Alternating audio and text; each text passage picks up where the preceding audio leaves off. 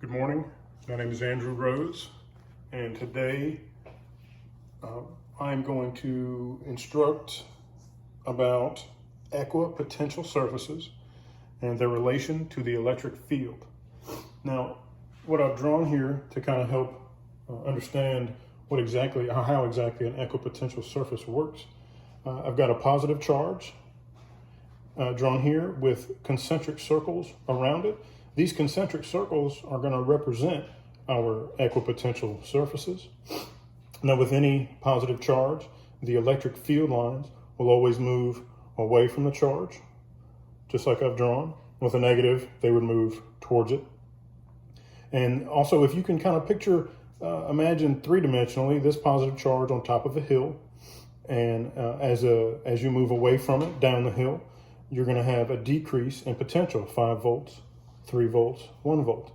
And these lines representing the equipotential surface, as the field lines move away from it, if the field line moves perpendicular to it, you're going to have a decrease. However, if you move just along, parallel to these equipotential surfaces, your change in potential won't change. And also the magnitude of the electric field won't change. There's no work being done. You're just moving along here, and it's the exact same. However, if you go down this hill, you're going to have a change in potential and a change in your E field. Now, our problem is asking us, it wants us to determine the change in magnetic field as we move away from a positive charge, from 0 to 0.8 meters. Now, the first one we can look at, without looking at our picture, we see here, A to B, we're going to be moving 0.2 meters, but we're staying at a potential of 5 volts. Now, without even doing any math, this should equal 0 because we're moving, if we're staying along this, then we are moving parallel to the surface, and it should be 0. So let's enter it in. We have a handy little equation here. Magnitude of E field is equal to negative the change in potential divided by the change in distance. So negative 5 volts minus 5 volts, well, that's 0.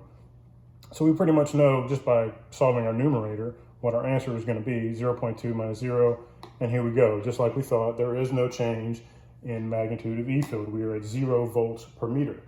But for the next one, now we're going to be moving downhill. We've got B to C, same distance, 0.2. However, we are moving perpendicular to our equipotential line away from the charge. So let's enter in our numbers. Our change in potential from 5 volts to 3 volts, and our change in distance is 0.2 meters. And look at this, we do it, we've got a magnitude of 10 volts per meter. Now, without even doing the next one, spoiler alert, don't look at my answer to this one. We can assume that looking at this is C to D moving still farther away and downhill from our positive charge. Our next answer should be less than 10, a weaker E field. So let's enter it in. We've got a change in voltage. We're moving from 3 volts to 1 volt. And our distance is actually twice as long. We're going to be moving 0.4 meters. So we enter it in our little equation, and look at that. What do you know?